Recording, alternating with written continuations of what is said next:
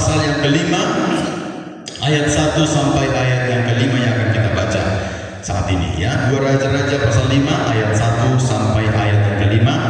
Mari kita akan baca firman Tuhan bersama, nanti di akhir pembacaan semua kita mengaminkan perkataan firman Tuhan ini. 2 Raja-Raja pasal 5 ayat 1 sampai ayat 5, 1, 2, 3. Naaman, panglima Raja Aram, adalah seorang terpandang di hadapan tuannya dan sangat disayang, sebab oleh dia Tuhan telah memberikan kemenangan kepada orang Aram. Tetapi orang itu seorang pahlawan tentara, sakit kusta. Orang Aram pernah keluar bergerombolan dan membawa tertawan seorang anak perempuan dari negeri Israel. Ia menjadi pelayan pada istri Naaman. Berkatalah gadis itu kepada nyonyanya, sekiranya tuanku menghadap nabi yang di Samaria itu, maka tentulah nabi itu akan menyembuhkan dia dari penyakitnya. Lalu pergilah Naaman memberitahukan kepada tuannya, katanya, begini-beginilah dikatakan oleh gadis yang dari negeri Israel itu. Maka jawab Raja Aram, baik, pergilah, dan aku akan mengirim surat kepada Raja Israel. Lalu pergilah Naaman dan membawa sebagai persembahan 10 talenta perak dan 6.000 sikal emas dan 10 potong pakaian. Amin. Puji nama Tuhan. Puji nama Tuhan. Bapak Ibu, saudara terkasih dalam nama Tuhan, beberapa bulan yang lalu waktu saya berulang tahun, Tuhan, ada beberapa ucapan yang menyampaikan selamat ulang tahun kepada saya. Banyak sebenarnya ya, tapi terkhusus itu istri, orang tua, juga anak-anak. Lalu Tuhan, anak-anak saya mengucapkan happy birthday itu spesial ya. Ada yang berkata happy birthday Pak, ada yang berkata happy birthday Papi, ada yang berkata happy birthday Ayah. Si sahabat itu bilang happy birthday Ayah, katanya. Ayahnya dibilang dulu papa papinya, tapi mungkin terkontaminasi dengan sianida. Kalau panggil bapaknya ayah, ayah, apa itu ayah? Lalu dia tanya-tanya mungkin apa itu ayah, tahu? Ditanya sama emaknya, ayah itu sama dengan bapak. Akhirnya dia ikut-ikutan panggil ayah. Happy birthday ayah, katanya. Lalu suatu Tuhan, ucapan selamat happy birthday itu juga diiringi, disertai dengan Tuhan bingkisan-bingkisan atau pemberian-pemberian yang walaupun mungkin pemberian itu terbatas adanya ya, sesuai dengan kemampuan masing-masing, tapi bagi saya itu sesuatu yang spesial dan itu sangat menyukakan hati saya. Saya nggak tahu Bapak Ibu, ketika misalnya berulang tahun lalu ada orang mengucapkan selamat ulang tahun antara dari kerabat, teman, atau orang spesial bagi kita, lalu ada pemberian khusus mungkin, kira-kira senang nggak menerimanya? Atau ada yang mandek, nggak terima? Pastilah senang ya. Suka kan? Suka nggak orang mengucapkan selamat ulang tahun? Ya. Nah, saya juga merasakan hal yang sama. Saya sangat senang karena itu merupakan sesuatu yang spesial buat saya. Walaupun mungkin terbatas, tapi itu spesial. Nah, dan itu menyukakan hati. Demikian saya percaya kita juga tergolong disebut sebagai anak-anak Tuhan. Kita yang disebut sebagai anak-anak Tuhan, Tuhan mau juga agar kita menyukakan hati Tuhan sebagai anak-anaknya. Bagaimana kita menyukakan hati Tuhan? Mungkin terbatas adanya Tuhan dibandingkan mungkin dengan para malaikat-malaikat yang bisa bersorak-sorai memuji memuliakan Tuhan dengan sempurna adanya. Kita mungkin dengan memuji Tuhan kita itu terbatas-batas ya. Ya, ululuna suara met-met, suara dagugu ya. Terbatas mungkin, atau mungkin dengan persembahan kita yang terbatas dibandingkan dengan Tuhan kita yang punya segalanya. Gak seberapa mungkin yang kita persembahkan itu. Tapi kalau itu kita lakukan dengan hati kita, Tuhan senang. Hati Tuhan disenangkan, hati Tuhan disukakan. Ya, kalau kita melakukannya dari hati. Saudara terkasih dalam nama Tuhan, dari konteks firman Tuhan yang sudah kita baca pagi hari ini, ada cerita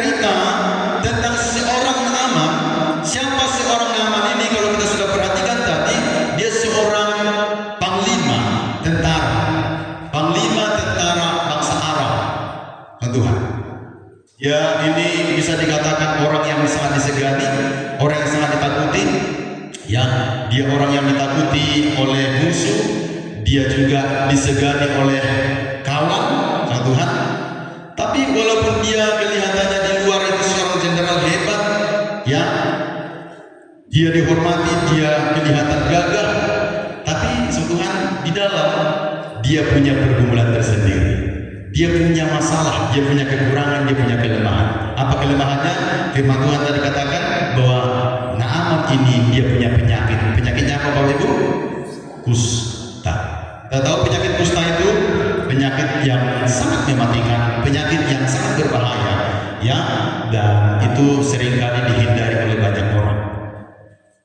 Nah, di tengah-tengah situasi seperti itu, Naaman ini Tuhan butuh yang namanya pertolongan. Kalau kita tarik kisah Naaman ini, itu juga menuju kepada setiap kita, siapapun kita sama Tuhan. Kadang-kadang kita dari fisik luar, tampaknya kita kuat, tampaknya kita sehat, tampaknya kita hebat dan luar biasa. Tapi saya tidak tahu, semua kita ya tahu sendiri apalah kelemahan kita, apa kekurangan kita, apa pergumulan kita masing-masing, apa problem yang sedang kita alami. Ya, dalam kehidupan kita itu menunjukkan suatu Tuhan bahwa setiap kita butuh yang namanya pertolongan daripada Tuhan. Oleh sebab itu, Bapak Ibu terkasih, disitulah perlu kita perhatikan bersama-sama, ya, bahwa menyukakan hati Tuhan itu bagian yang sangat penting untuk kita lakukan bersama-sama sebagai anak-anak Tuhan. Kadang-kadang kita sebagai anak Tuhan berpikir, Tuhan, berikan aku sesuatu untuk menyukakan hatiku. Kadang-kadang kita justru malah meminta sesuatu untuk kesukaan kita sendiri. Ya, padahal kita harus sadari Bapak Ibu terkasih, Tuhan itu adalah pusat dari segalanya. Tuhan kita itulah center dari alam semesta ini dengan isinya ini, termasuk kita. Maka sesungguhnya Tuhan kita harus berkata, bukan Tuhan lakukan untuk apa sesuatu yang menyukakan hati kita, tapi kita akan berkata, Tuhan, apa yang harus aku lakukan untuk menyukakan hatimu? Apa yang harus aku lakukan untuk menyukakan hati Tuhan? Ini menjadi pertanyaan bagi kita pagi hari ini. Maka Bapak Ibu terkasih, bagaimana kita menyukakan hati Tuhan kita? Maka jawaban untuk pertanyaan ini kita akan belajar bersama dari firman Tuhan. Ada 3 poin penting yang akan saya sampaikan kepada kita umat Tuhan pagi hari ini. Yang pertama adalah kita harus menjadi pemberita kabar baik. Sama-sama mengucapkan kita harus menjadi pemberita kabar baik. Kita harus menjadi pemberita kabar baik. Harus menjadi pemberita kabar baik.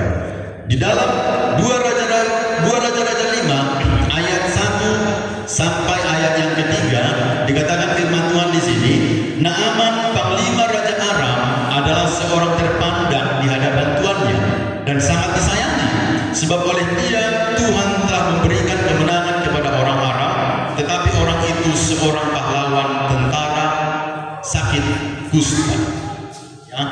Lalu kemudian dikatakan orang Aram pernah keluar bergerombolan dan membawa tertawan seorang anak perempuan dari negeri Israel. Ia menjadi pelayan pada istri Naaman. Ayat 3. Berkatalah gadis itu kepada nyonyanya, sekiranya tuanku menghadap nabi yang di Samaria itu, maka tentulah nabi itu akan menyembuhkan dia dari penyakitnya. Kembali saya tegaskan kepada kita umat Tuhan, siapa Naaman tadi? Dia adalah seorang panglima tentara. Kalau di sekarang itu bisa disamakan dengan jenderal bintang 4. Kalau tentara atau angkatan itu sudah berpangkat jenderal, itu sudah hebat kan Bapak Ibu sekasih. Kalau sudah sebutannya jenderal, ya dia berbintang 4. Ya, artinya dia seorang yang disegani, seorang yang dihormati. Tampaknya dia di luar hebat, tetapi dia bergumulan tersendiri, ada masalah yang sedang dihadapinya. Dia sedang mengalami yang namanya sakit kusta, dan di dalam situasi keadaan yang sedang dialami mengalami sakit kusta ini, sudah pasti Tuhan, Naaman ini butuh yang namanya pertolongan. Untuk itu Tuhan, bagaimana supaya Naaman ini mendapatkan pertolongan itu? Nah, kita belajar dari firman Tuhan ini, ternyata ada seorang sosok, seorang perempuan kecil, ya, dari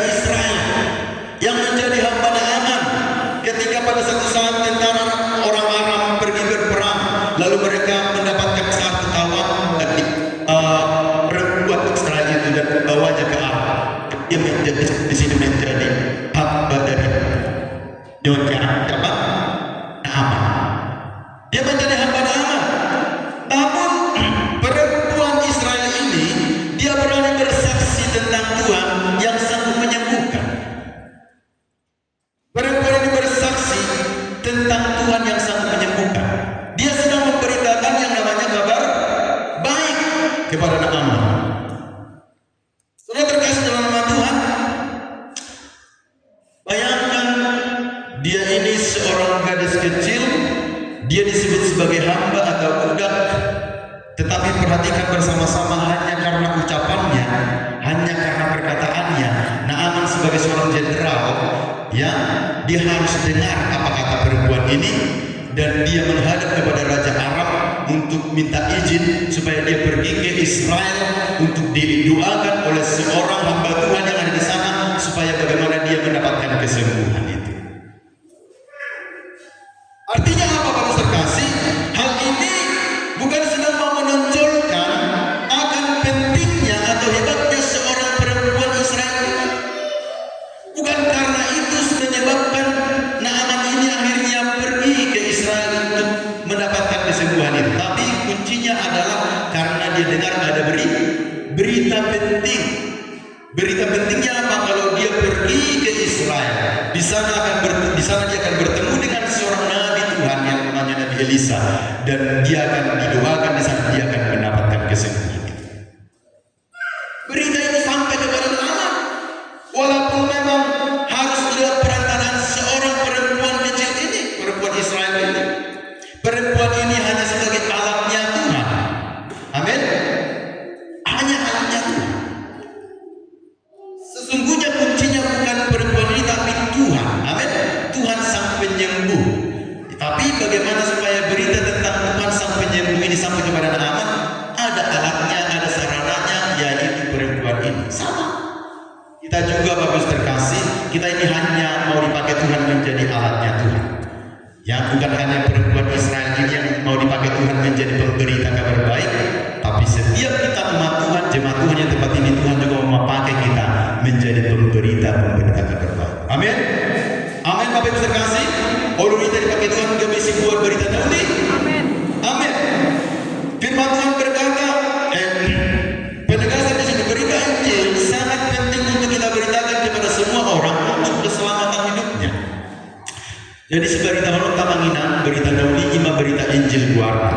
Kalau ini pun akan Tuhan di Markus 10 ayat 15, mari kita baca bersama-sama 1-3. Lalu ia berkata kepada mereka, pergilah ke seluruh dunia, beritakanlah Injil kepada segala makhluk. Tuhan Yesus sendiri berpesan kepada para murid-muridnya, juga sampai pesan firman Tuhan kepada kita jemaat Tuhan saat ini, mengatakan apa? Pergilah ke seluruh dunia, beritakanlah. Apa yang sudah beritakan? Injil. Apa itu kabar baik? Injil adalah kabar baik. Nah, jadi Injil yang adalah kabar baik ini harus kita beritakan kepada semua orang, supaya mereka diselamatkan. Dalam ayat 16 berkata, siapa yang percaya dan dibaptis akan diselamatkan. Siapa yang tidak percaya akan dihukum. Artinya apa, Bapak terkasih? Berita tentang kabar baik atau Injil itu sangat penting kita beritakan karena itu menentukan hidup dan matinya seseorang. Siapa yang percaya dikatakan akan apa? Akan diselamatkan. Siapa yang tidak percaya akan artinya hidup dan mati ya ditentukan oleh tersampaikannya kabar baik itu. Oleh sebab itu Tuhan, Injil harus diberitakan. Karena apa? Dalam Roma 1 ayat 16 berkata demikian. Sama-sama baca 1-3. Sebab aku mempunyai keyakinan yang kokoh dalam Injil, karena Injil adalah kekuatan Allah yang menyelamatkan setiap orang yang percaya, pertama-tama orang Yahudi, tetapi juga orang Yunani. Dikatakan firman Tuhan di sini, Injil adalah kekuatan Allah. Berita Injil, kabar baik itu adalah kekuatan Allah yang menyelamatkan setiap orang percaya. Injil itu berbicara tentang Yesus, sang juru selamat bagi kita. Yesus yang adalah Tuhan dan juru selamat bagi kita. Siapa yang percaya kepada Dia, dikatakan firman Tuhan, ia akan diselamatkan. Ya, ia akan diselamatkan. Jadi Bapak Ibu saudara terkasih, ya, Injil itu harus terus kita beritakan. Agama itu selalu mengajarkan yang namanya kebaikan atau melakukan amal supaya mudah-mudahan seseorang itu bisa selamat. Itu kalau agama. Semua agama selalu mengajarkan yang namanya kebaikan supaya tujuannya mudah-mudahan bisa selamat. Masih mudah-mudahan. Tetapi Alkitab mencatat kepada kita, Bapak Ibu terkasih, karena semua orang telah berbuat dosa dan telah kehilangan kemuliaan Allah. Artinya apa?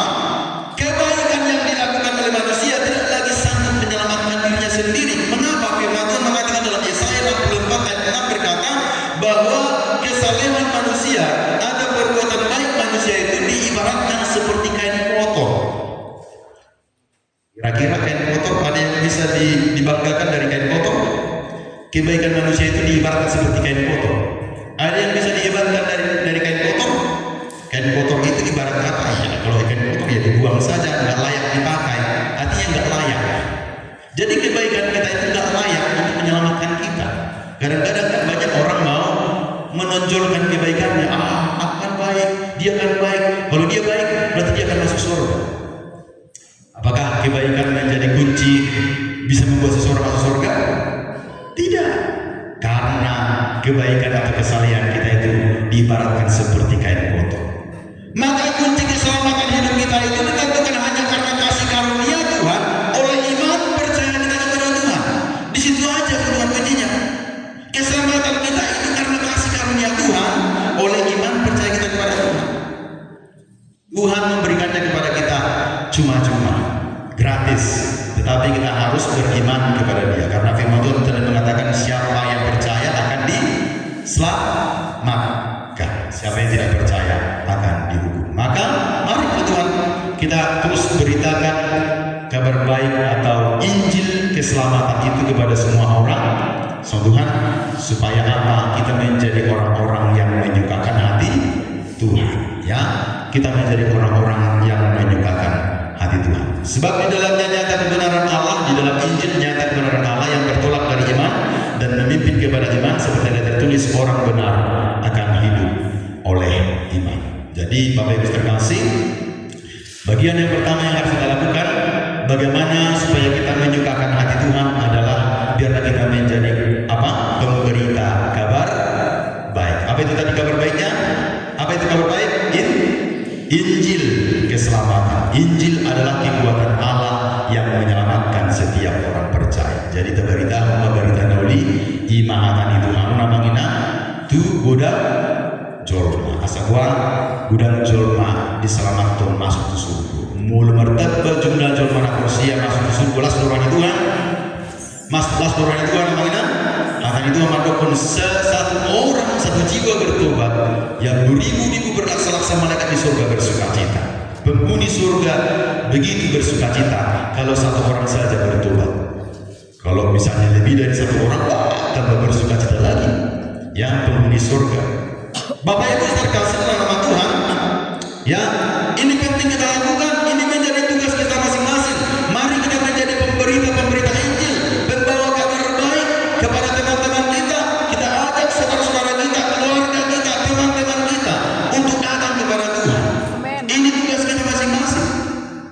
Saya pernah membaca Tuhan satu survei, ya, yang mengatakan begini, bahwa orang datang ke gereja itu, orang datang ke gereja, ya, yang disebabkan karena gereja itu mempunyai program kerja yang bagus, itu hanya 4% orang datang ke gereja.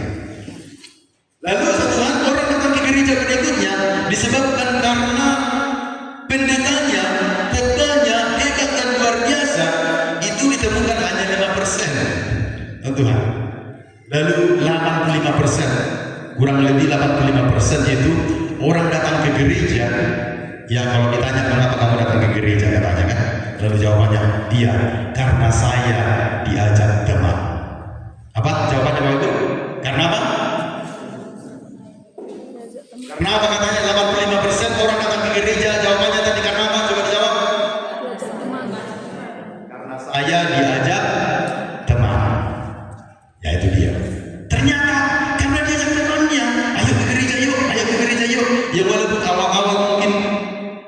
motivasinya berbeda kan, mengajaknya, ayo ke gereja. Kenapa aku harus ke gereja? Iya, di sana orang-orangnya cakap-cakap. Oh iya juga ya, mungkin seseorang yang mengatakan iya juga ya, ini dia lagi mencari apa? Cari pasangan. Lalu dia datang ke gereja. Saya katakan kepada kita Tuhan, mungkin motivasi seorang itu datang ke gereja mungkin awal-awalnya salah, tapi walaupun awal-awalnya dia datang ke gereja salah, awal-awalnya motivasinya salah, tapi Tuhan kan maha mengerti, maha pengasih dan maha penyayang. Saya percaya seiring waktu dia akan terus dibimbing dan dididik, diajari dengan baik ya oleh firman Tuhan ketika datang ke gereja itu, sehingga akhirnya dia motivasinya jadi benar. Yang penting datang dulu sama Tuhan, itu dia. Yang penting datang dulu sama Tuhan. Ajak kawan-kawannya, walaupun motivasinya awalnya salah. Memang walaupun kita berkata salah, memang di satu sisi untung juga kan, karena saya tetap berkata lebih baik orang ketemu jodoh di gereja daripada ketemu jodoh di mana? Di terminal mungkin atau di pasar ya. Lebih baik ketemu di gereja. Karena apa? Sudah pasti ketika ketemu pasangannya di gereja, oh yang pertama ini sudah pasti seiman. Yang kedua sudah pasti walaupun masih dalam tanda petik, sudah pasti ini orang yang cinta Tuhan, orang yang takut Tuhan, mungkin ya kan. Nanti kalau sudah sering waktu kenalan lalu berteman dan seterusnya akan semakin lebih dalam mengenalnya. Ya seperti itu lebih baik.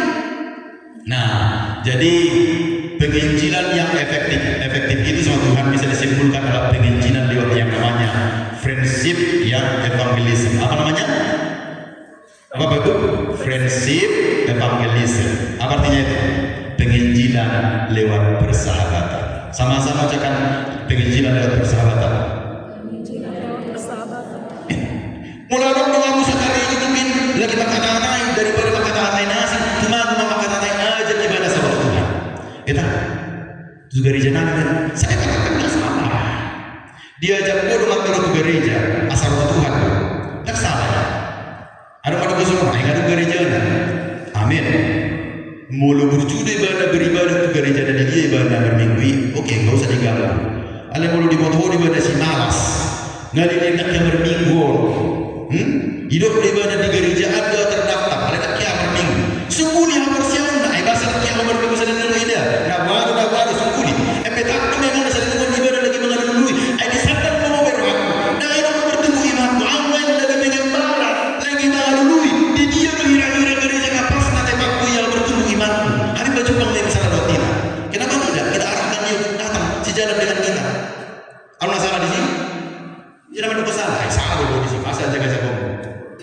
Tapi tidak salah itu. Aku mulu salah itu kok dia jago dengan miro ke gereja. Berarti orang yang salah ke gereja jadi dia wudhu. Ayo aku salah dia jago dengan miro ke gereja jadi dia tergembala. Itu tidak salah. Justru kita harus punya kerinduan. Aku harus ajak dia supaya dia juga mengalami hal yang sama seperti yang aku alami, supaya sama-sama bertumbuh iman kami kepada Tuhan. Ajak dia. Ini juga termasuk penginjilan. Beritakan kabar baik ini roh Tuhan. Bahwa secara roh ke gereja. Di gereja ini baru bingung mau dia mau berminggu. Baru ke gereja. Pintu gereja terbuka 24 jam bagi siapapun yang mau datang sama Tuhan. Amin. Amin. Gereja tidak pernah mempersulit seseorang untuk datang kepada Tuhan. Selalu terbuka 24 jam. Asal dia mau bertobat, asal mau dia dibimbing, asal mau dia diajari, asal mau dia dibina dengan baik sesuai dengan firman Tuhan.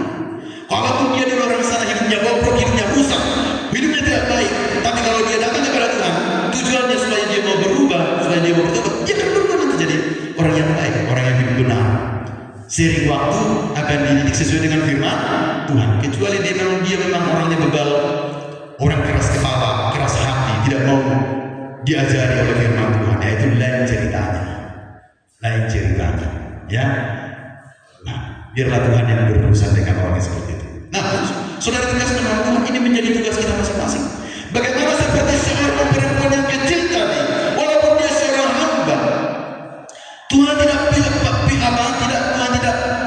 pilih harus orang yang hebat, yang layak atau tentukan menjadi pemberita kabar baik kata Tuhan, tidak. Tapi siapapun kita dalam latar belakang kita masing-masing, untuk menjadi pemberita-pemberita kabar baiknya. Tuhan mau pakai kita menjadi pembawa kabar baik kepada semua orang, supaya apa? Bertambah-tambah jumlah jiwa-jiwa yang percaya kepada Tuhan dan diselamatkan untuk masuk surga, dan itu sangat menyukakan hati Tuhan. Amin. Mulai terbuat sadar di rumah Tairo Tuhan terbuat juga hijau namanya lasia rohani Tuhan. Mulu hitabe lasrohata terbuat jemaat di gereja itu. Isona lasrohana terbuat jiwa-jiwa di gereja nak ketang aja. Kita akan masalah lasrohana. Ayo udah semuanya ngaruh jiwa baru dan disambut. Nanggo bisa apa sudah apa? Berarti nak kurangnya lo mau lakukan kami namin metode di si 55 peta foto rusa dan miliknya satu naruh Tuhan roh jiwa baru tanang gue dia kosong itu jangan. Saya tetap tegaskan kepada kita jemaat Tuhan, selalu tunjukkan sikap welcome, selamat datang, sambut dia, salam dia, senyum, sapa, salam. 3S katanya kalau abang bupati mantan dulu kan harus menjadi habit gaya hidup masyarakat Tapan Utara. Apa itu 3S? Sapa salam. Senyum, berjuang untuk siap muka senyum juga lengkap masalah. Nurut jiwa baru dan aku senyum. Isi soal lalu jiwa baru senyum menyambut. Nabi beberapa waktu masyarakat senyum ke itu. Ribet pun. Jangan, harus senyum. Baru yang kedua, nah berdua nama saya senyum. Sama. Oh. Shalom. Shalom, kan? Berarti shalom. Ayo Ina, ayo Eda, ayo masuk ke rumah Tuhan. Ayo kita akan sama-sama beribadah kepada Tuhan. Ayo silakan ambil tempat duduknya. Bila bertikun dari matamu kan yang sudah ditugaskan, ayo kasih tunjuk tempat duduknya. Ayo duduk di depan. Nampak dulu tunggu di budi. Ayo silakan duduk di depan. Berarti mau dibawa dulu di julur. Berarti dia akan merasa apa? Dia dihargai, dia dihormati, ya. Itu dia disambut dengan baik, kemudian salam dia, itu dia salam, ayo masuk, itu bagus terkasih. Kita harus senang dengan jiwa-jiwa yang datang kepada Tuhan. Kalau kita jemaat Tuhan rindu dan senang akan ada bertambah-tambah jiwa-jiwa yang baru ditemukan di tempat ini, apalagi Tuhan kita, apalagi Tuhan.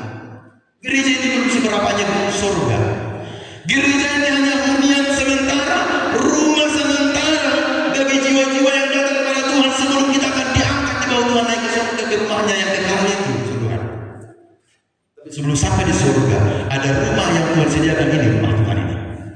Puji Tuhan, Tuhan karuniakan rumah ini sekarang sedang dipapani, didandani, pada kira-kira. Asal datang dari gereja lain, asal datang dari diskotik. Lemes dingdingon, tak ada lemes kerata, maka udah bulu naik. Aku lagi dinding di gereja dan perlu lemes, rohatai baik perlu lemes. Amin, amin amina. Ayo datang, nang gereja di balai lemes, tapi rohasi berbulu dulu. Kedua rohatai perlu lemes amina, ya, labok lemes. Ini belum lagi nanti selanjutnya mungkin. Sorry nama bangun, dung dibangun dan saya menghidup sini dan naikkan. Ngefek kuau semua, bapak emang sih semua sudah. Nggak dibaca semua orang di kelas. Bang Idono di awal memberi kuda bangin akan non. Dicetak, mengerti kita sama-sama mengerti ternyata kita mengenai puji Tuhan. Ya kita doakanlah supaya Tuhan sediakan berkat Tuhan untuk yang perlu bagi kebutuhan gereja ini bagus dikasih ya. Bahkan mungkin ke depan itu teras gereja kita ini sudah sangat penting karena apa? Saya perhatikan pintu jendela yang di depan itu kayaknya termakan hujan, cuaca luar ya, hingga itu harus kita jaga, memang kita antisipasi supaya jangan sampai terjadi pembusukan atau kerusakan. Maka dalam waktu-waktu yang akan datang, tahun depan program selanjutnya yang harus kita kerjakan ya, kita harus membuat teras depan gereja itu supaya pintu jendela depan itu terlindungi dengan baik dari cuaca. Harapan kita dan kita doakan terus bagus terkasih. Ya, jadi gereja ini sudah Tuhan karuniakan begitu baik, begitu besar. Mulai muncul makanan atau sesuatu, pikir doang di gereja. Saya disebut itu pikir doang di gereja. Benar sertakan, hidup mau, hebat mau teh. Dan kita nih hebat, isunya hebat, Tuhan hebat luar biasa. Hanya dengan memakai seberapa lah kita hitungannya yang ada sekarang ini, tapi orang melihat gerejanya sebesar ini. Gimana bisa ya? Gitu ya. Heran gitu. Ya, biarlah mereka heran karena melihat caranya Tuhan yang luar biasa. Kita ini hanya alatnya Tuhan. Jadi kerinduan Tamanginang langsung membelga di gereja tuh hari-hari yang akan datang dalam bertambah-tambah jiwa. Menurut statement di seorang hamba Tuhan, bahkan ini juga menjadi statement kita bersama. Apa itu? Ya seperti siapa? Seperti Nuh itu membangun bahtera begitu besar, ya supaya ada tempat bagi akan masuk ke dalamnya. Orang udah pernah masuk, alega ipat bahtera macam belga. Gebiar udah masuk, di sana masuk bagasa. Jalan masuk iba dua, kalau masuk di situ bagasa gebi dua, selamat nasida. Di sana masuki, walu nasida, iba bagasa perawi, dulu parmain nasadadu, inatai, sebenarnya tadi si Nuh, ya kan si Nuh do inatana, dulu anak dulu parmain, nabi kena sida, walu nasida itu sabah terai. Saking luar dan masih ada dua yang mengenal, aledo iba dua akan rupiah nasi, bah ternyata tu sima. Yang berfungsi bahtera bergaya mengenal. Juga di dalam bahtera bergaya, dalam malam taman main. Begitu dia memanuki mus senaya memanuki biang, puting dan lain sebagainya. Jadi rakyat Nazulu yang tersimpan di bahtera ini denggar, saya air belahi, biar mengusai di berdua maka berbiar berlanjut masa atau kita senar berkembang biak, biar naik dia arum dihitam. Jadi bagus terkasih. Itulah prinsipnya. Mungkin Arunda sebagian prinsip punya prinsip yang berbeda. Arunda hamba Tuhan jolo jiwa mau berjolo. Dusuk pipi gereja sebagai negara. Arunda semua memang. Saya nggak salahkan itu. Arunda memang semua ini. Wah berjual biar jiwa. Baru bersupi-supi tak siap juga gasa sudah. Tak sampai harus sangat teras. Saya tetap langsung jempol itu sudah. Oh luar biasa Tuhan. Luar biasa tuh Tuhan berkata gereja itu dengan jiwa-jiwa. Juga Tuhan nggak salah. Tempatnya dulu disediakan, nanti orang-orang yang datang. Saya kemarin kami ada ketemu dengan seorang hamba Tuhan. Dia dipercayakan Tuhan melayani di Rantau Prapan. Tuhan. Kami ketemu di Persea ketika kami sebentar berhenti sejenak di sana dengan gembala dengan anak-anak ngopi sebentar di pinggir jalan di situ. Ketemu ternyata kenalan. Oh dia seorang pendeta dan seorang hamba Tuhan.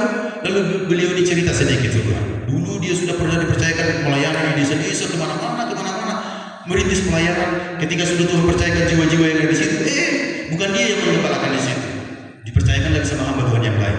Tahu-tahu akhirnya dia ditempatkan menjadi gembala tetap di daerah namanya Rantau Prapan. Oh di sana ketika dia melayani apa yang terjadi? So Tuhan, dia bangun gereja yang besar, jiwa-jiwanya belum seberapa. Tapi apa yang terjadi? Puji Tuhan, ternyata di balik membangun gereja yang besar itu, so Tuhan, ternyata setelah gerejanya jadi, tanpa dia harus keliling-keliling, karena sebelumnya dia sudah sering keliling pelayan penginjilan di mana-mana. Dapat jiwa-jiwanya bukan dia yang gembalakan, malah hamba Tuhan yang lain gembalakan. Sekarang gerejanya yang dia sediakan, jiwa-jiwanya datang sendiri, so Tuhan. Ini gimana nih? Berarti bisa dikatakan pengecualian betul, ya kan? Perlakuan khusus untuk tamat tahun. Anggota pendeta nasi, pendeta itu laut dia, puja-puja aku, dor pintu ke pintu. Inang dijagamu ya, neng naruh kami nang yangi. Sono di pas apa? Tuhani berjudo, perholong Tuhani, roh Tuhan dah kudu ya tanya. Ya, door to door, orang semua nih. Udah, amat orang saya di dalam gereja itu rumah anak jiwa-jiwa dari kita. Itu gua gereja jadi sunari, gua gereja emang. Puji Tuhan. Jadi, ulala, sedang motivasi doi. Hidup roha, tiba sendiri. Anak bite, anak sebelumnya ngadong share, ngadong kritik. Seseorang hamba Tuhan itu asih belga gereja. Anggota dong jiwa-jiwa ini semua nama penggalikan nanti. Seseorang nama kosong ini. Apa yang dibaca ketua seorang hamba Tuhan yang memiliki pengalaman yang sama. Gereja ada berjudi di Babel, dibangun nega. Buku saya itu meroan maka jiwa-jiwa. Kok gereja? Ini pengalaman tersendiri. Jadi tentang pengalaman pribadi itu relatif.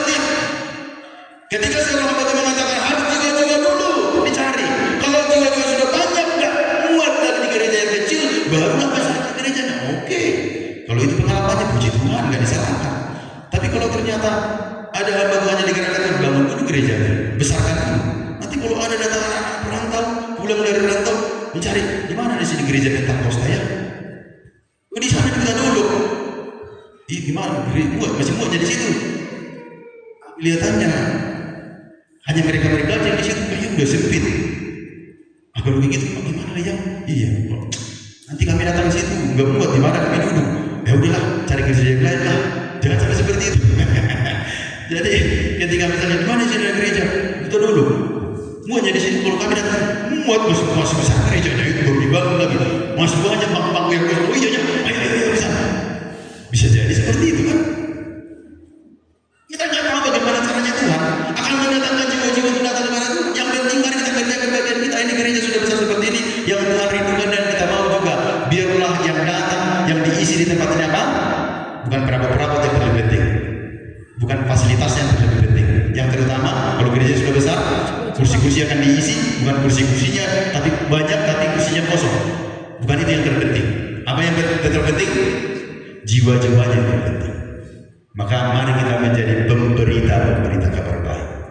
Tuhita tugas orang mengenal amanat agung itu hanon, soalnya ada pernyataan itu anak ini.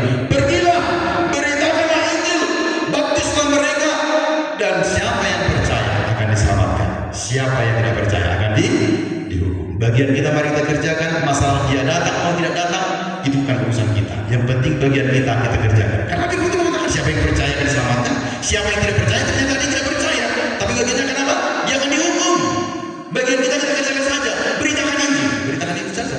Kabarkan kabar baik itu. Beritakan tentang Tuhan Yesus kepada banyak orang. Ajak dia supaya menerima Yesus sebagai Tuhan dan Juru Selamat hidupnya. Ajak dia supaya menjadi percaya kepada Tuhan. Maka dia akan diselamatkan. Bawa dia datang ke rumah Tuhan supaya dia bertumbuh imannya, tergembala dengan baik di rumah Tuhan yang Tuhan sediakan. Itu tugas kita. Puji nama Tuhan. Puji nama Tuhan. Jadi ini menjadi tugas kita bersama. Yang kedua, Bapak Ibu terkasih, bagaimana kita menyukakan hati Tuhan selain kita menjadi pemberita kabar baik itu? Yang kedua adalah memiliki sikap yang tepat menerima berkat. Sama-sama mengucapkan memiliki sikap yang tepat menerima berkat. 1, 2, 3. Memiliki sikap yang tepat menerima berkat. Ah, itu dia. Ya, apa sikap yang tepat itu? Kita akan menyukakan hati Tuhan kalau kita memiliki sikap yang tepat menerima berkat Tuhan. Apa sikap yang tepat itu? Si Naaman nakin amangina. Naaman itu butuh yang namanya berkat. Apa berkat yang dia butuhkan? Berkat kesembuhan. Supaya dia memperoleh berkat kesembuhan itu harus punya sikap yang tepat menerima berkat Tuhan. Apa sikap yang tepat itu? Yang pertama, kerendahan hati. Sama-sama ucapkan kerendahan hati. Ya, ayat 9 sampai 14 berkata demikian. Kemudian datanglah Naaman dengan kudanya dan keretanya lalu berhenti di depan pintu rumah Elisa. Elisa menyuruh seorang suruhan kepadanya mengatakan, pergilah, mandi 7 kali dalam sungai Yordan, maka tubuhmu akan pulih kembali sehingga engkau menjadi tahir. Ayat 11, tetapi pergilah Naaman dengan gusar hatinya sambil berkata, aku sangka bahwa setidak-tidaknya ia datang keluar dan berdiri memanggil nama Tuhan Allah, lalu menggerak-gerakkan tangannya di atas tempat penyakit itu, dan dengan demikian menyembuhkan penyakit kusta. Bukankah Abana dan Parpar, sungai-sungai Damsik, lebih baik dari segala sungai-sungai di Israel? Bukankah aku dapat mandi di sana dan menjadi tahir? Kemudian berpalinglah ia dan pergi dengan panas hati. Tetapi pegawai-pegawainya datang mendekat serta berkata kepadanya, Bapa, seandainya Nabi itu menyuruh perkara yang sukar kepadamu, bukankah Bapa akan melakukannya? Apalagi sekarang ia hanya berkata kepadamu, mandilah dan engkau akan menjadi tahir. Maka turunlah ia membenamkan dirinya 7 kali dalam sungai Yordan sesuai dengan perkataan abdi Allah itu, lalu pulihlah tubuhnya kembali seperti tubuh seorang anak dan ia menjadi tahir. Bapak Ibu terkasih dalam nama Tuhan, ya, sikap yang tepat untuk menerima berkat Tuhan yang pertama yang kita harus belajar adalah kerendahan hati. Nah, Naaman di sini mencoba menunjukkan Tuhan bukan kerendahan hati, tetapi ketinggian hati atau kesombongan. Mengapa? Bayangkan Bapak Ibu terkasih, Naaman sudah datang dari luar negeri, katakanlah luar negeri, dari bangsa Arab. Kalau sekarang itu disebut namanya bangsa Syria yang ibu kotanya Damaskus, teman-teman, ibu kota Damaskus. Jadi dia datang, teman-teman. Siapa yang datang ini? Dia seorang jenderal. Artinya apa, Pak Ustaz? Seharusnya dia berpikir, aku akan disambut dengan baik. Oleh siapa? Oleh Nabi Elisa yang ada di Israel itu. Tapi apa yang terjadi? Firman Tuhan tadi berkata Tuhan, Elisa hanya menyuruh suruhannya. Ya, Elisa hanya menyuruh suruhannya untuk menyambut siapa? Naaman. Elisa menyuruh seorang suruhan kepadanya. Siapa suruhannya itu? Namanya Gehazi. Ya, Gehazi ini adalah hambanya Elisa, Nabi Elisa. Bukan Elisa yang langsung menghadap kepada Naaman. Nah, ketika bukan Nabi Elisa yang menghadap ke Naaman berkata seperti ini tadi. Aku sangka bahwa setidak-tidaknya ia datang keluar. Siapa maksudnya itu? Ia datang keluar. Elisa. Artinya apa? Dia merasa aku harus dihormati. Aku datang dari jauh-jauh, dari negeriku. Aku ini seorang panglima. Kenapa aku nggak disambut dengan baik? Dia mencoba menunjukkan Tuhan kesombongannya.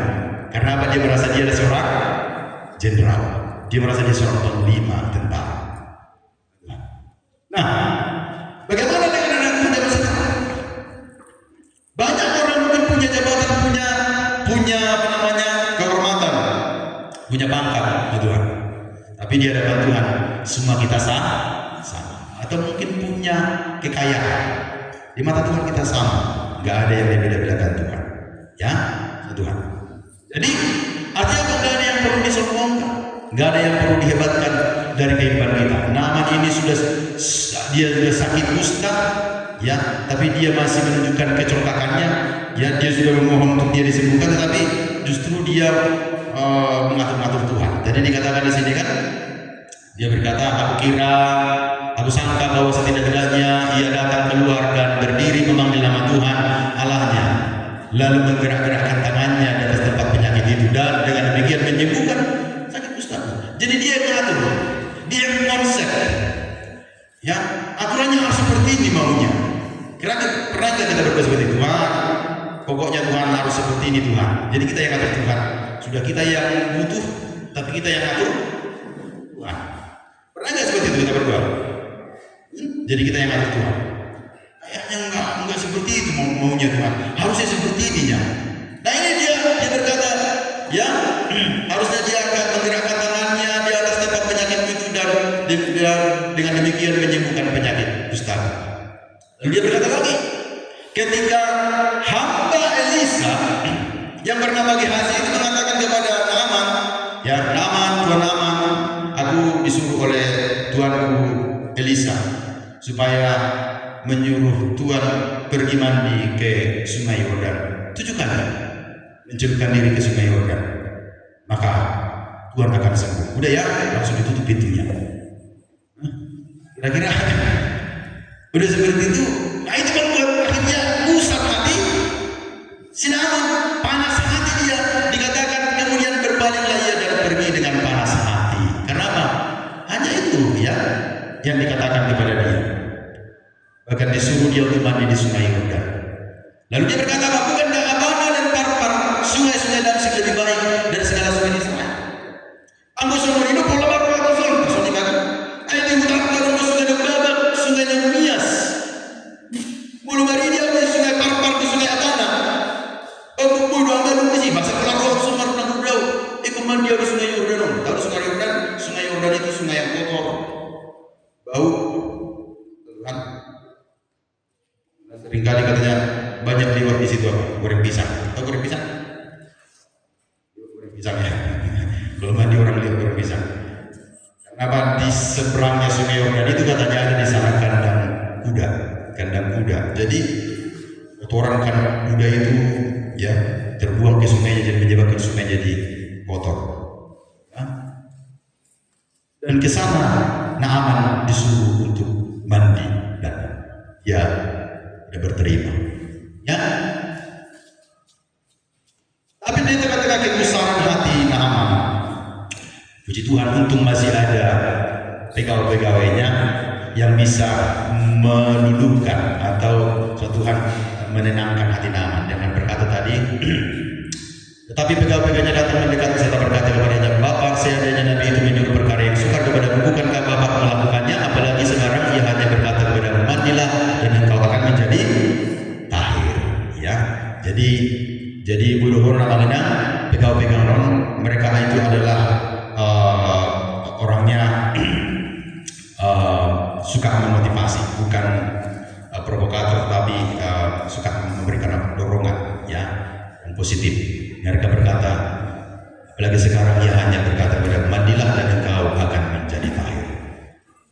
Beda provokator Tuhan dengan motivator. Kalau provokator itu kalau suasana sudah panas makin dipanas-panaskan. Itu kalau provokator. Nggak itu semua nih. Nah itu semua mah abangmu ini juga dia semua mau pinggul lain. Kan belum dipanas-panas ya. Jadi atau musuh di mana? Atiu ke pinggul lain. Nah, jadi justru malah lebih kompori kan. Sudah panas tambah dipanasi. Nah itu provokator. Tapi kalau motivator, ya kalau ada yang panas, yang dibawa bukan kompor, bukan bensin, ya tapi apa? Air yang akan dibawa untuk apa? Mendinginkan atau menyejukkan, ya suasana yang ada. Jadi itulah pegawai-pegawai dari Naaman di sini. Mereka tahu Naaman lagi gusar hatinya, mereka tahu Naaman lagi panas hati, tetapi bukan mereka datang itu hadir di tengah-tengah Naaman, hidup Naaman bukan makin memanas-manasi suasana, tidak. Tetapi mereka justru memberikan apa? Ya solusi, ya seperti ini. Nah, lalu maka turunlah ia membenamkan dirinya 7 kali dalam sungai Yordan sesuai dengan perkataan abdi Allah itu. Kata turunlah ia membenamkan dirinya, akhirnya dia mau merendahkan hatinya. Ya, so, Tuhan ini penting. Maka firman Tuhan berkata kepada kita dalam Yakobus 4 ayat 6. Mari kita baca bersama. 1, 2, 3. Allah menentang orang yang congkak, tetapi mengasihani orang yang rendah hati. Kemudian dikatakan dalam Lukas 18 ayat 14. Dia berkata sama-sama 1, 2, 3. Sebab barang siapa meninggikan diri, ia akan direndahkan, dan barang siapa merendahkan diri, ia akan ditinggikan. Artinya apa? Orang yang rendah hati, dia akan menerima berkat. Sikap yang tepat untuk menerima berkat adalah rendah hati, mau merendahkan diri, merendahkan hati. Itu yang pertama. Kemudian, Tuhan, untuk menyukakan hati Tuhan, kita akan menyukakan hati Tuhan kalau kita memiliki sikap yang tepat menerima berkat Tuhan. Apa itu sikap yang tepat itu? Yang kedua adalah ketaatan. Sama-sama mengucapkan ketaatan. Tadi yang pertama kerendahan hati, yang kedua ketaatan. Di sini Tuhan, ketaatan dari Naaman sedang diuji dengan memerintahkan agar dia mandi ke sungai Yordan tadi sebanyak berapa kali? 7 kali, maka dia akan sembuh. Berkatnya sembuh, tapi syaratnya dia harus mandi sebanyak 7 kali. Tuhan, saya mau bertanya, mengapa harus 7 kali? Mengapa tidak 1 kali saja, ya kan? Atau 2 kali, atau 3 kali? Mengapa harus 7 kali? Ada bisa menjawab? Mengapa harus 7 kali? Simpel saja jawabannya. Karena itu maunya Tuhan. Sama-sama katakan, karena itu maunya Tuhan. Ya Tuhan mau 7 kali, ya 7 kali saja. Kadang banyak orang kan merohanikan, dirohanikan karena 7 kali, 7 itu angka sempurna, maka bla bla bla bla. Kenapa harus dibuat ribet? Simpel saja. Tuhan kita ini simpel, ya. Tuhan suruh 7 kali, ya lakukan 7 kali, karena Tuhan mau 7 kali dan harus taat melakukan itu. Dalam 2 Raja-Raja 5:14 berkata demikian, maka turunlah ia membenamkan dirinya 7 kali dalam sungai Yordan. Maka turunlah ia membenamkan dirinya dalam sungai Yordan sesuai dengan perkataan abdi Allah itu. Jadi artinya ayat ini menunjukkan kepada kita bahwa Naaman akhirnya belajar taat. Bagaimana supaya dia memperoleh berkat kesembuhan itu? Dia harus taat. Ya, itu sikap yang kedua untuk menerima berkat. Sikap yang tepat menerima berkat yang kedua adalah ketaatan. Itu penting. Ya, sehingga lalu pulihlah tubuhnya kembali seperti tubuh seorang anak dan ia menjadi tahir. Akhirnya Naaman ini memperoleh berkat yang luar biasa. Dia pulih, sembuh dari penyakit kustanya, bahkan kulitnya menjadi seperti kulit seorang anak kecil. Ya, itu karena apa? Dimulai dari tadi yang kedua tadi dia memiliki sikap yang tepat menerima berkat. Apa sikap yang tepat itu tadi? Yang pertama, kerendahan. Yang kedua, ketaatan. Maka sebagaimana Naaman menunjukkan ketaatannya di depan Tuhan sehingga dia menerima berkat, demikian kita sama Tuhan harus menunjukkan sikap ketaatan kita di depan Tuhan supaya kita menerima berkat. Salah satu ilustrasi yang perlu saya sampaikan kepada kita teman Tuhan, ada seorang anak ya yang sekolahnya SMA dan dia punya ayah orang kaya. Dia sudah lulus dari SMA-nya dan akan lanjut ke kuliah Tuhan. Lalu dia berkata kepada ayahnya yang kaya ini, orang kaya, bapaknya kan orang kaya. Dia berkata kepada bapaknya, "Bapak, belikanlah aku mobil. Masa saya kuliah jalan kaki?" Dia berkata seperti sama bapaknya kan. Lalu ayahnya berkata, "Iya, aku harus naik mobil ke sekolah Pak, ke kuliah, supaya orang tahu aku anak bapak gitu ya, supaya orang tahu aku anak bapak, anak orang kaya, kira-kira gitulah tujuan bahasanya." Lalu apa kata bapaknya? "Oke, anakku, aku akan belikan kamu mobil dengan dua syarat. Syarat yang pertama yaitu kamu kamu mendaftar dulu, dan kalau kamu sudah pasti lolos kuliah di situ, Bapak akan pertimbangkan untuk kamu beli mobil," katanya. Masih dipertimbangkan karena masih satu syarat yang dipenuhi. Tapi syarat yang kedua adalah potong rambutmu yang gondrong itu, katanya. Potong rambutmu yang gondrong itu, kata bapaknya. Anaknya ini kaget. Lalu anaknya ini pergi. Dia pergi bukan ke tukang cukur supaya potong rambutnya, dia pergi masuk kamar. Lalu kemudian gak lama dia keluar kamar. Lalu dia bawalah Alkitab. Lalu dia buka Alkitab Hakim-Hakim. Dan dia kasih tunjuk sama bapaknya, "Bapak, di Alkitab saya melihat di situ Tuhan menyuruh ada seorang untuk rambutnya gondrong." Siapa itu? Simson. Ya. Simson disuruh rambutnya gondrong, Bapak. Lagian tengok itu gambar Tuhan Yesus yang di dinding rumah kita itu, rambutnya juga gondrong. Kata anaknya ini. Ayahnya ini akhirnya kebingungan dia kan, karena anaknya menjawab seperti itu kan. Lalu ayahnya berkata kepada anaknya, "Hebat juga kamu anaknya, kamu punya teladan tokoh-tokoh Alkitab Simson, tokoh Alkitab Tuhan Yesus. Tapi saya juga tahu isi Alkitab," kata bapaknya ini. "Saya tahu Simson itu kemana-mana jalan kaki.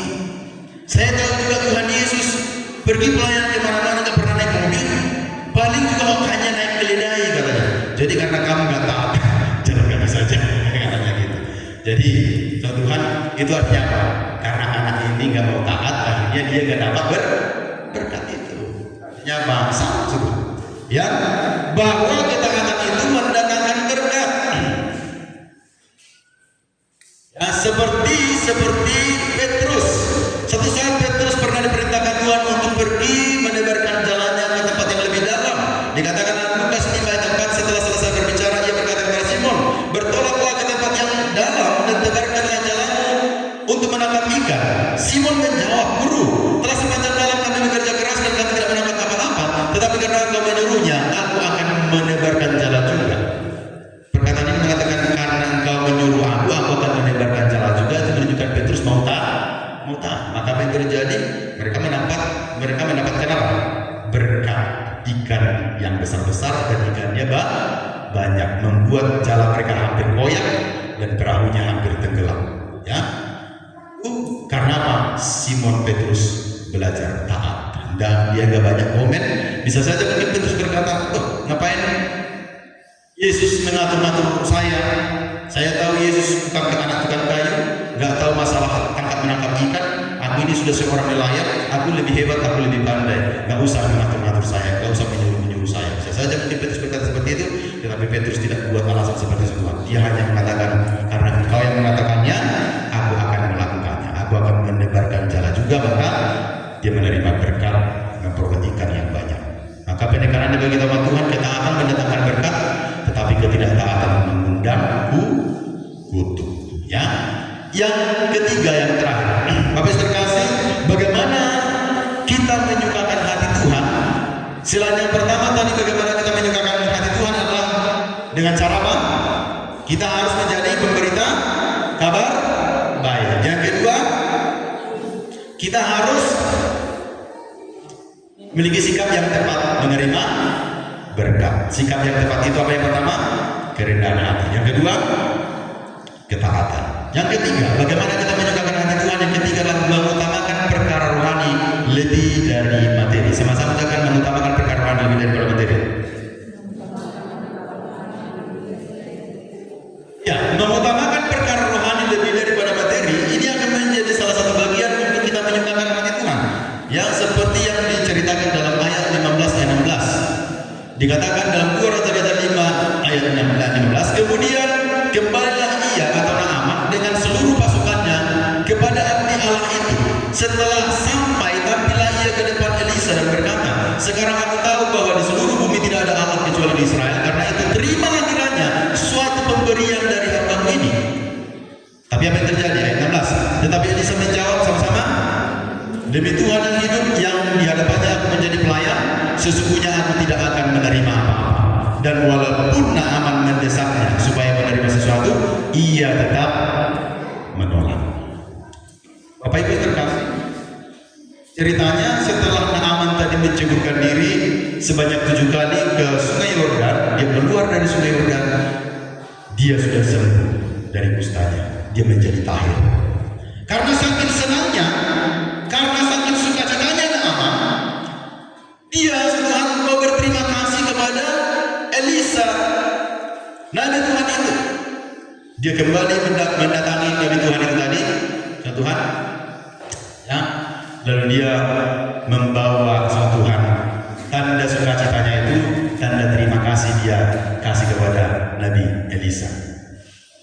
Mau bertanya kepada kita, Tuhan, seandainya Elisa menerima pemberian itu, salah nggak Elisa?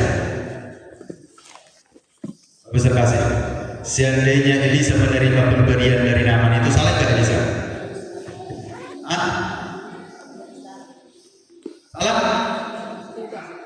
Tuhan juga itu tanda terima kasih, tanda ucapan syukurnya. Apa yang salah di situ? Sebenarnya nggak ada yang salah di situ. Tuhan, diterima saja, nggak ada masalah sebenarnya. Tetapi bukan itu. Tuhan sedang berbicara di dalam hati Elisa. Tuhan berkata kepada Elisa, tolak, jangan terima. Mengapa harus tolak? Jangan terima. Kenapa? Tuhan bicara dalam hati Elisa. Naaman itu bukan orang beriman. Naaman itu belum tahu tentang kebenaran. Naaman itu berpikir, Tuhan, bahwa semua bisa dibeli dengan uang. Aku bisa sembuh, aku bayar lainnya. Kira-kira seperti itu. Ya, aku sudah ditolong, aku sudah sembuh, aku bayar, aku beli. Kira-kira seperti itu. Karena Naaman punya uang, punya harta. Dia sudah persiapkan itu ketika dia berangkat dari rumahnya. Tuhan. Jadi Elisa tolak. Ya, Elisa tolak. Alasannya tadi apa? Karena Naaman berpikir semua bisa dibayar dengan uang. Semua bisa dibayar dengan uang, atau semua bisa dibeli dengan uang. Ya, Tuhan mau kasih tahu bahwa anugerah Tuhan itu cuma-cuma. Anugerah Tuhan itu tidak bisa dibeli dengan uang. Ya. Dia Bapak terkasih, ketika Naaman memberikan pemberiannya atau persembahannya kepada Elisa, tangan Elisa bukan begini. Beda ya kalau begini ya. Kalau begini berarti menerima. Tapi tangan Elisa bagaimana? Ini dia. No. Ya. Tidak. Dia tolak. Elisa menolak pemberian Naaman, menunjukkan kepada kita bahwa anugerah Tuhan tidak bisa dibeli dengan uang. Kisah Para Rasul 8 ayat 18-20 berkata demikian. Ada satu kisah yang lain menceritakan kepada kita, memberikan penjelasan. Ketika Simon melihat bahwa pemberian Roh Kudus terjadi oleh karena rasul-rasul itu menumpangkan tangannya, ia menawarkan uang kepada mereka. Siapa Simon ini? Bukan Simon Petrus, tapi Simon ini mantan dukun atau mantan tukang sihir. Ketika dia melihat Tuhan, rasul-rasul Tuhan termasuk Simon Petrus, ya, dia mendoakan jiwa-jiwa yang ada di situ dalam mereka dipenuhi dengan Roh Kudus. Nah, Simon mantan tukang sihir ini berpikir, hebat kali orang-orang ini. Kalau begitu aku juga bisa lah. Lalu dia berpikir, aku bisa belilah kuasa itu supaya aku bisa seperti mereka. Lalu dia berkata tadi seperti dia, ia menawarkan uang kepada mereka.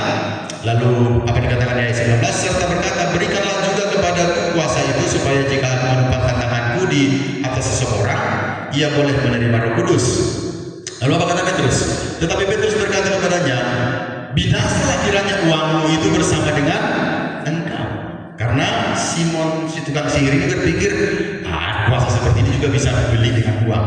Tapi Petrus berkata, binasalah kiranya uangmu itu bersama dengan engkau, karena engkau menyangka bahwa engkau dapat membeli karunia Allah dengan uang. Itu beda ceritanya. Jadi kira-kira seperti itulah tadi kisah Naaman itu. Dia berpikir kesembuhannya itu dia karena bisa beli, dia bisa bayar dengan uangnya. Itu beda ya, beda motifnya ya. Tuhan tahu isi seseorang, isi hati seseorang. Amin, amin Bapak Ibu. Jadi motivasi Naaman pada saat itu memberikan pemberiannya kepada Elisa bukan murni-murni mau berterima kasih karena anugerah Tuhan dia sudah terima, bukan. Tapi karena dia berpikir anugerah Tuhan pun dia bisa beli, dia bisa bayar dengan uangnya. Lalu Tuhan tolak itu. Supaya apa? Jangan sampai nanti Naaman berkata, aku sembuh karena aku bisa membayar Tuhan. Tidak ya? Oh lalu si mata, aduh anak Tuhan punya statement soalnya. Benda bumi soalnya apa ditai? Nah bayar semua sesuatu, lihat semua sesuatu. Tidak cerita, ya. Jadi makanya ditolak. Seperti kisah yang lain yang dilakukan oleh Petrus, ya, Petrus pun menolak dan dia berkata, binasalah kiranya uangmu bersama dengan engkau karena engkau menyangka bahwa engkau dapat membeli karunia Allah dengan uang. Kisah lain yang dialami oleh Abraham juga, ya, untuk menjelaskan kepada kita mengapa Elisa menolak pemberian Naaman.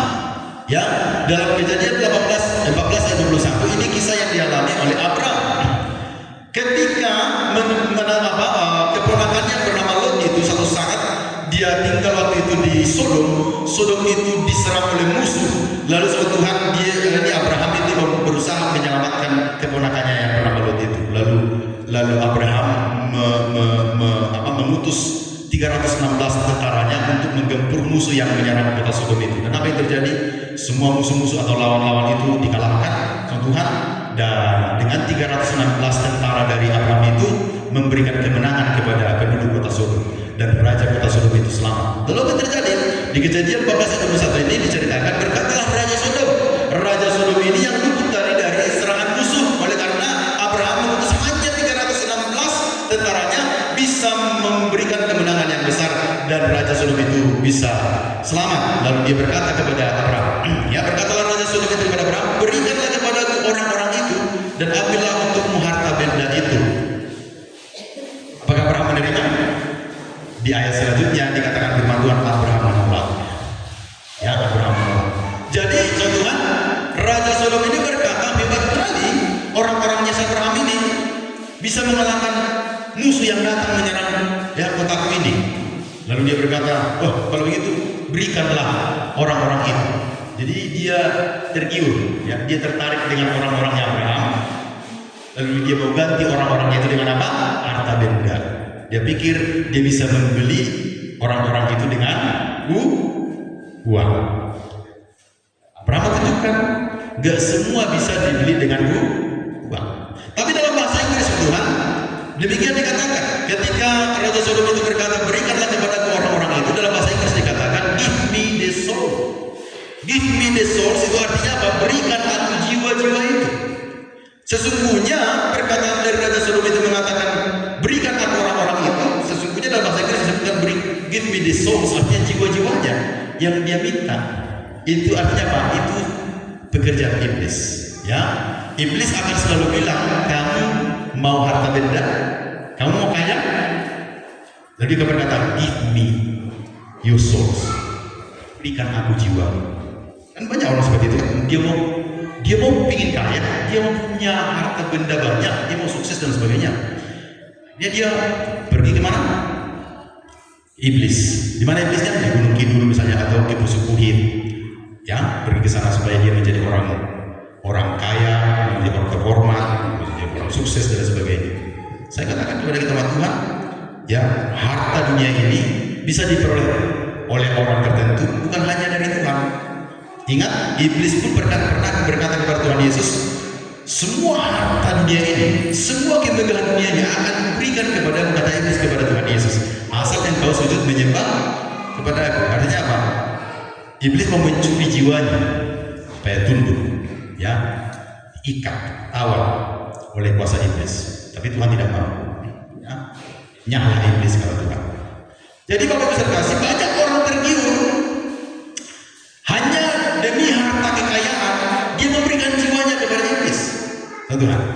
Jadi ketika iblis menawarkan kekayaan atau harta dunia ini, iblis itu sebenarnya sedang mau mencuri atau mengambil ya jiwanya. Give me your souls. Markus 8:36 berkata demikian, apa gunanya seorang memperoleh seluruh dunia, ya mau walaupun kaya raya dan sebagainya, bahkan dikatakan memperoleh seluruh dunia, tetapi ia kehilangan nyawanya. Untung gawe magopo marang abinasa atau nggak ada artinya. Apa gunanya? Nggak ada artinya.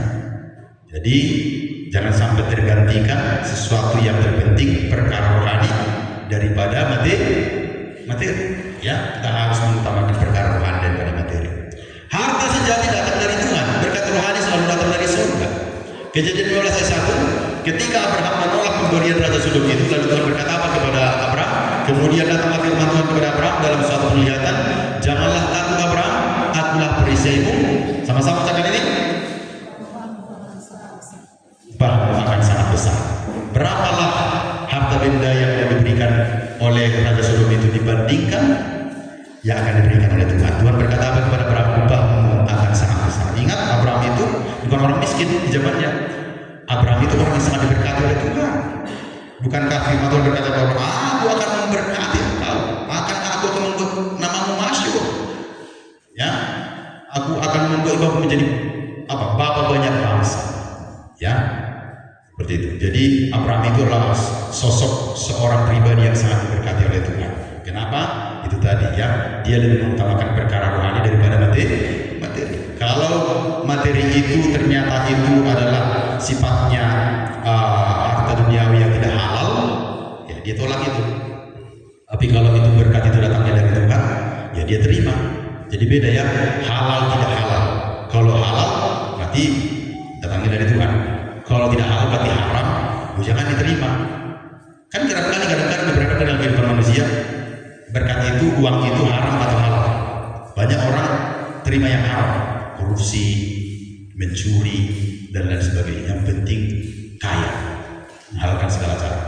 Ya, kalau itu no, ya kita harus tolak. Seperti sikap yang dimiliki oleh Elisa, seperti sikap yang dimiliki oleh Petrus, seperti sikap yang dimiliki oleh Abraham, bahwa uang bukan segalanya. Tidak segalanya bisa dibayar dengan uang, tidak segalanya bisa dibeli dengan uang. Kita harus sadar hidup ini adalah anugerah Tuhan. Apalagi keselamatan hidup kita itu pemberian Tuhan cuma-cuma. Keselamatan itu tidak bisa dibayar.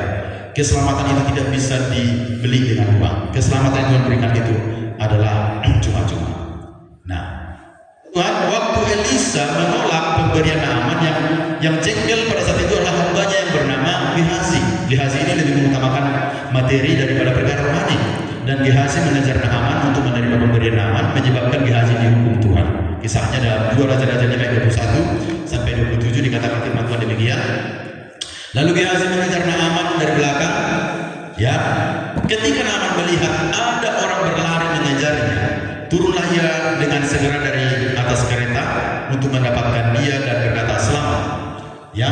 Dung ditolak si Naaman dan pemberian ditolak si Elisa pemberian si Naaman, yang mana gusar karena panas hati si Gehazi. Siapa Gehazi? Hambanya Elisa. Dia berkata, bosku ini, tuanku ini terlalu rohani, kira-kira seperti itu ya, terlalu rohani banget. Masa ditolak berkat? Ya. Lalu diam-diam tanpa sebab dia pikir tuanku Elisa nggak tahu, diam-diam dia pergi mengejar Naaman. Jadi kejar. Bayangkan waktu Tuhan dikatakan firman Tuhan di sini, Naaman naik apa? Kereta kuda. Kalau kereta kuda itu biasanya itu ditarik oleh 2 kuda biasanya ya. Ada yang satu kuda atau dua kuda biasanya, dan itu pasti jalannya cepat. Tapi biarpun jalannya cepat, Gehazi bisa tetap mengejar. Itu artinya apa? Sangkin Gehazi ini Tuhan tergiur sekali dengan apa? Dengan apa? Uang haram itu tadi ya. Bukan uang halal tapi uang haram itu tadi ya.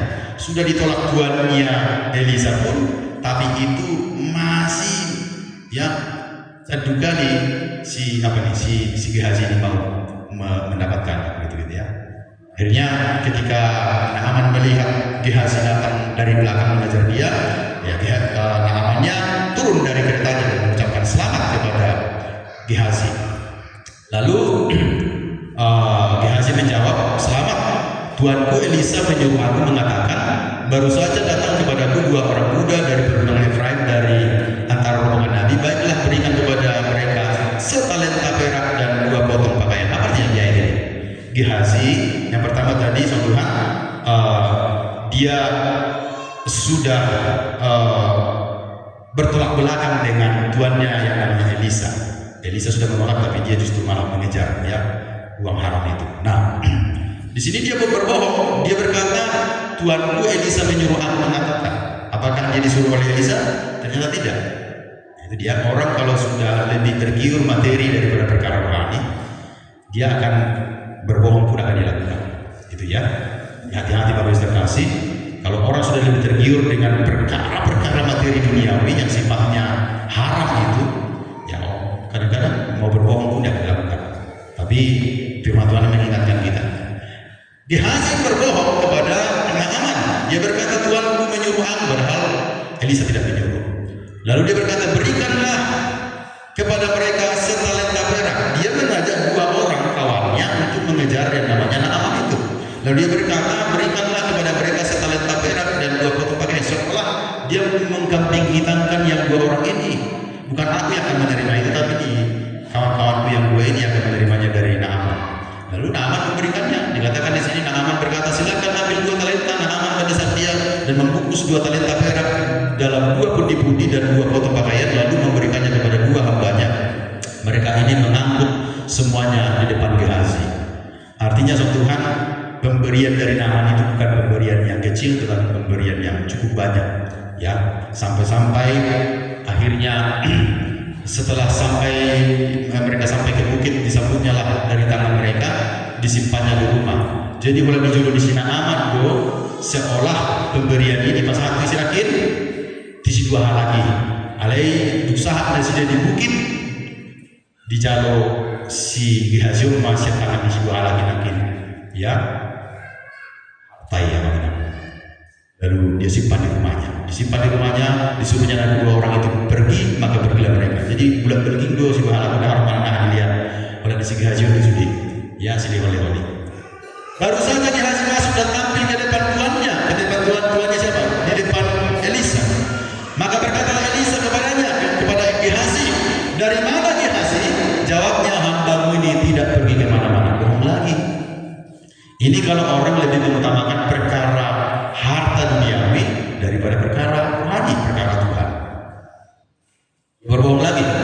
Tetapi apa dikatakan firman Tuhan dalam ayat 26? "Tetapi kata Elisa kepadanya, bukankah hatiku itu pergi ketika orang itu turun dari atas keretanya mendapatkan engkau? Maka sekarang engkau telah menerima perak dan dengan itu dapat memperoleh kebun zaitun, kebun anggur, kebun kambing domba, lembu sapi, budak laki-laki dan budak perempuan." Berarti tahu orang mana? Budak udah jalan lain? Budak. Ya, artinya bui membayar segi hajar bebe. Coba nama orang. Ale mamora bega, dan mamora itu kesatuan.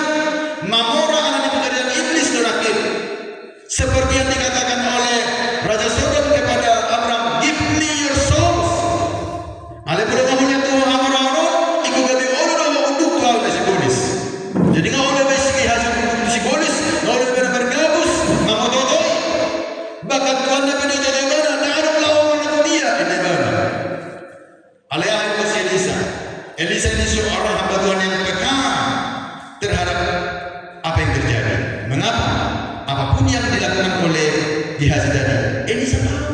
Dia berkata, bukankah hatiku ikut pergi ketika orang itu turun dari atas kereta yang mendapatkan? Dari mana Elisa tahu? Tuhan beritahu kepada Elisa kalau Gehazi ini sedang pergi untuk meminta pemberian dari Naaman. Lalu dia berkata, sekarang engkau telah menerima perak dengan itu dan memperoleh kebun-kebun, ya, anggur kebun, zaitun, kambing domba, lembu sapi, budak laki-laki dan budak perempuan, anak pelani. Ada kesadaran yang sejalom dengan si Elisa. Bonus ni nang dijalomi sasina amani. Ada nak sejalom Tuhan. Sejalom Tuhan. Tadi kalau orang lebih mengutamakan perkara Gehazi, lebih mengutamakan perkara jasmani atau perkara harta duniawi daripada perkara rohani, dia akhirnya dihukum Tuhan. Itulah bonusnya. Dikatakan ayat 27, tetapi penyakit kusta Naaman akan melekat kepadamu dan kepada anak cucumu untuk selama-lamanya. Maka keluarlah Gehazi dari depannya dengan kena kusta putih seperti salju. Itu Gehazi akhirnya dihukum oleh Tuhan karena dia yang lebih mengutamakan perkara harta duniawi daripada perkara rohani. Orang kalau berpindah hatinya dari Tuhan dan tidak memilih menyukakan hati Tuhan hanya karena lebih mengutamakan materi atau harta duniawi yang tidak halal, dia akan mengalami kusta rohani dan dia akan kehilangan harta yang sesungguhnya. Mulai dari tema mana? Hartana muli nungaju kamau, sodok hartana asing ngasung tudus ni, isedoi ima Yesus. Ima hartana muli mana? Itulah harta yang sesungguhnya yang kita dapatkan dalam kehidupan kita. Maka Tuhan, mari kita lebih utamakan perkara rohani daripada perkara harta dunia. Sebab firman Tuhan mengatakan dalam Matius 6 ayat 33, sama-sama kita baca ini. 1, 3. Tetapi carilah dahulu kerajaan Allah dan kebenarannya, maka semuanya itu akan ditambahkan kepadamu. Itu bonus, harta kekayaan itu bonus dari Tuhan. Kalau kita mengutamakan cari dahulu kerajaan Allah dan kebenarannya, maka semuanya akan ditambahkan kepadamu. Kesimpulan bagi umat Tuhan, maukah saudara menyukakan hati Tuhan? Kalau kita menyukakan hati Tuhan, apa dengan cara bagaimana kita menyukakan hati Tuhan? Maukah saudara menyukakan hati Tuhan dengan cara menjadi pemberita kabar baik? Maukah saudara menyukakan hati Tuhan dengan memiliki sikap yang tepat menerima berkat Tuhan? Apa sikap yang tepat menerima berkat Tuhan tadi? Kerendahan hati dan sikap taat kepada Tuhan. Maukah saudara menyukakan hati Tuhan dengan mengutamakan perkara rohani daripada materi? Firman Tuhan berkata, carilah dahulu kerajaan Allah dan kebenarannya, maka semuanya akan ditambahkan kepada Tuhan. Memberkati kita dengan firman-Nya. Mari kita datang kepada Tuhan. Kita syukuri kebenaran firman Tuhan bagi hari ini. Biarlah kita menjadi umat Tuhan yang menyukakan hati Tuhan dalam kehidupan kita. Kita bangkit berdiri bersama.